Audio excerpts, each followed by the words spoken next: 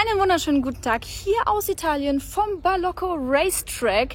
Ich bin heute zum allerersten Mal unterwegs mit Abarth, wie man vielleicht hier hinter mir schon sehen kann. Ich bin vorher noch nie einen Abarth gefahren, deswegen ist das für mich die absolute Premiere. Heute zeige ich euch unter anderem ein neues Sondermodell und zwar den hier, den 695 SE. Ist übrigens eine neue Version von diesem Fahrzeug hier. Das war der erste 695 SE, welcher 1964 als Sondermodell von dem 959 Abarth vorgestellt wurde. Ja, mit den ganzen Zahlen komme auch ich noch ein bisschen durcheinander. Heute fahre ich den neuen 695 SE auf dem Racetrack, denn dieser Wagen ist so das Spitzenmodell hier von dem Abarth. Und da bin ich mal gespannt, was der drauf hat, gerade eben, weil ich ja auch noch gar keine Erfahrung mit Abarth habe. Auf der gesamten Strecke hier herrscht Maskenpflicht, deswegen Maske auf und los geht's. Die Fahrzeuge stehen hier in zwei verschiedenen Farben. Einen von denen werde ich jetzt auf dem Racetrack bewegen können. Der 695 SE ist limitiert insgesamt auf 1390 Fahrzeuge. Wenn wir aber mal hier reinschauen, dann sieht man, dass hier in den Sitzen steht One of 695. Das bedeutet allerdings, dass es den in der Farbe 695 Mal gibt. Der ist einmal in Grau auf 695 Stück limitiert und einmal in Schwarz auf 695 Stück. Zusammengezählt gibt es den 695 SE dann insgesamt 1390 Mal. Die Farbe finde ich sehr, sehr schön. Was vielleicht auch noch zu erwähnen ist, dass dieser Heckspoiler hier verstellbar ist. Das sieht man hier. Ist auch ein sehr, sehr geiles Feature. Dann hat der Wagen auch hier so diese Dekorfolie, die ich auch ganz schick finde. Was natürlich nicht fehlen darf bei einem Abarth, ist einmal der Skorpion hier. Leichtere Räder hat er noch als der normale Abarth. Und er hat eine Aluminiumhaube, was den Wagen halt zusammen mit den leichteren Felgen um 15 Kilo leichter macht als das Basismodell. Ja, wenn wir mal reinschauen, dann sehen wir einmal hier sportliche Klappschalensitze, die nicht höhenverstellbar sind, musste ich gerade feststellen, aber man kann die Sitzlehne hier verstellen, auch hier mit einem schönen fetten Skorpion dran. Wenn man hier zieht, finde ich, ist auch irgendwie so ein cooler Hebel hier. Dann kann man die Sitze auch noch umklappen. So sehen die von hinten aus, weiß lackiert. Hinten wäre auch noch Platz für zwei Personen, wenn sie sich denn auf der Rennstrecke hinten reintrauen. Ja, ansonsten übersichtlich schlicht gehalten. Das Lenkrad gefällt mir sehr gut. Ist ein Lenkrad hier mit so Carbon-Akzenten, Multifunktionslenkrad. Hier oben und hier unten haben wir Alcantara. Woran man den 695 SE auch noch erkennt, sind die Fußmatten, wo das Ganze auch noch mal drin steht. Da gibt es auch noch was zu erwähnen bei diesem Dekor hier. Zumindest hier in den Sitzen hat das immer die jeweilige Farbe wie die Außenfarbe. Da der jetzt in so einem hellen Grau gehalten ist, dementsprechend die Stitchings hier in diesem hellen Grau. Bei dem schwarzen Modell wäre das dann in schwarz. Ja, dann hier einmal der Schaltknauf, auch noch in Carbon. 5 Gänge haben wir hier. Ich mache mal die Zündung an, damit man mal sieht, was hier noch so angezeigt wird. Es gibt hier einmal diesen Button, habe ich gerade entdeckt, den hier. Wenn man den betätigt, dann wird der Tacho hier in so eine sportliche Optik und dann steht auch hier Sport. Das ist dann der Sportbutton, den sollte man betätigen, da wo der Skorpion drauf ist, wenn man auf die Rennstrecke gehen will. Ansonsten auch hier sehr schön in Alcantara gehalten. Hier steht auch nochmal dieses Badge 695 SE. Ich hoffe, ich spreche es richtig aus. Und zu guter Letzt haben wir hier auch noch überall diese roten Stitchings plus rote Anschnallgurte. Das Rot findet man dann auch außen wieder. Hier zum Beispiel an den Felgen, Bremssattel, übrigens Brembo, Bremsen. Ja, und alles in allem muss ich sagen, ein kleiner, sportlicher, leichter Flitzer mit 180 PS. Dann wollen wir uns mal schick anziehen hier. Sehr, sehr schick, würde ich sagen. Klingt schon mal gut.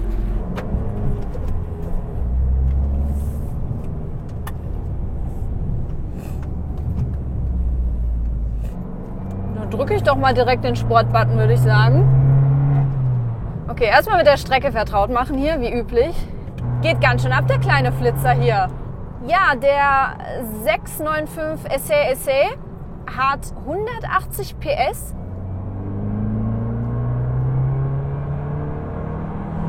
Er hat mir jetzt gerade gesagt, er wiegt so um die knapp 1200 Kilogramm, 1100 und ein paar zerquetschte, also ein leichtes Teil. Nehmen wir ein paar Curbs mit hier.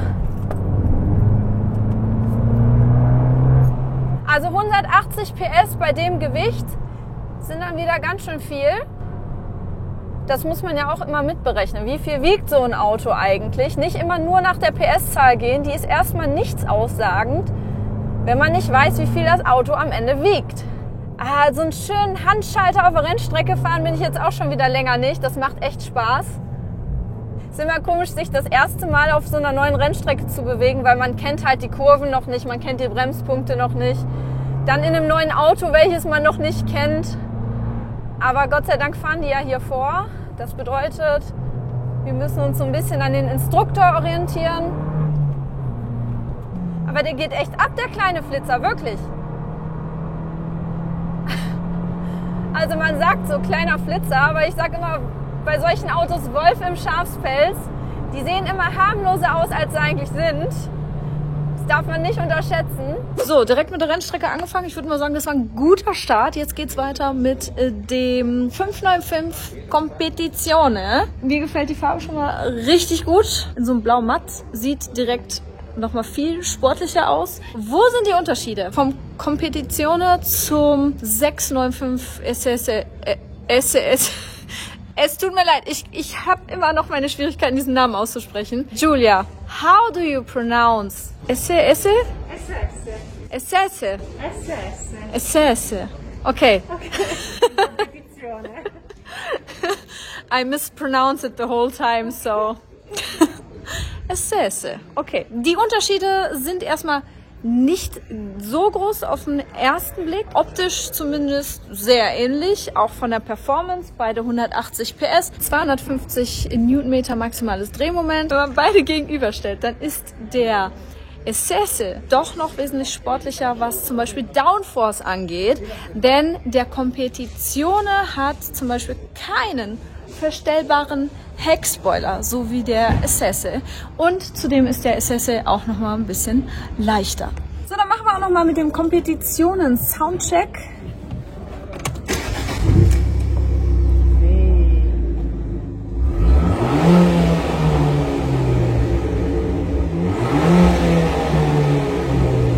Ja, kann sich hören lassen. Jetzt will ich ja noch mal hören, wie der Wagen bei der Fahrt klingt. Let's go! Schöne gelbe Anschnallgurte. Ich mag Gurte in bunten Farben. Stehe ich voll drauf. Ist halt mal was anderes als immer nur schwarz. So wie man es halt so kennt. Was steckt eigentlich unter der Haube bei so einem Abarth? Unter dem hier zumindest ein 1,4 Liter 4-Zylinder Turbomotor. Und bei dem SS natürlich auch.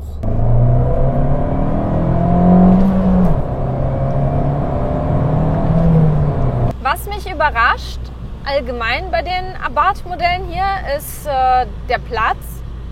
Ich habe jetzt gedacht, auch gerade nach oben hin, dass da weniger Platz ist, weil der Wagen natürlich auf den ersten Blick relativ klein aussieht. Auch so hier von der Sitzposition her. Gut, ich sitze eh mal ein bisschen weiter vorne, weil ich nicht ganz so groß bin. Aber ist jetzt auf jeden Fall kein Auto, wo jetzt auch größere Personen meiner Meinung nach Probleme drin hätten.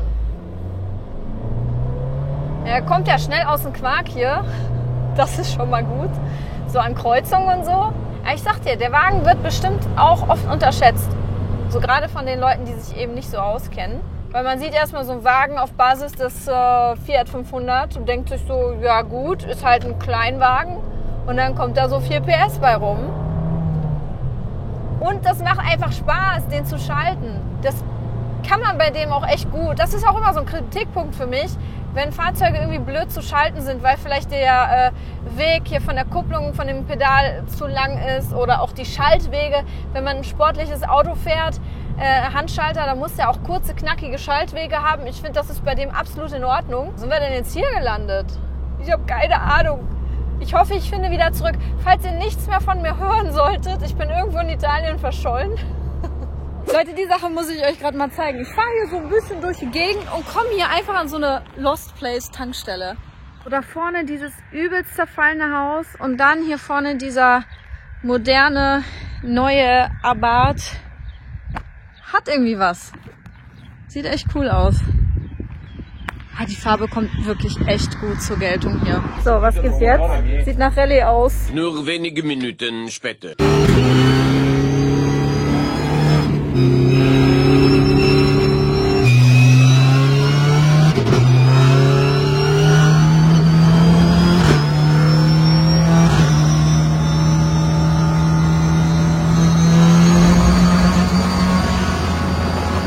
Ja, war eine nette Experience. Haare sehen dementsprechend jetzt auch aus wie, weiß ich auch nicht. Ich bin durch für den Tag. War interessant, hier mal ein paar Abarths über die Rennstrecke zu bewegen. Vor allem der 695 SCSC. Ich habe es bestimmt schon wieder falsch ausgesprochen. Und die kleine Rundfahrt hier war echt schön. Schreibt mal gerne in die Kommentare, ob euch das gefallen hat, dass es auch jetzt mal ein bisschen Abarth-Content auf meinem Channel gab. Und mich würde natürlich interessieren, was sagt ihr zu dieser kleinen Rennmaus hier, so würde ich ihn betiteln.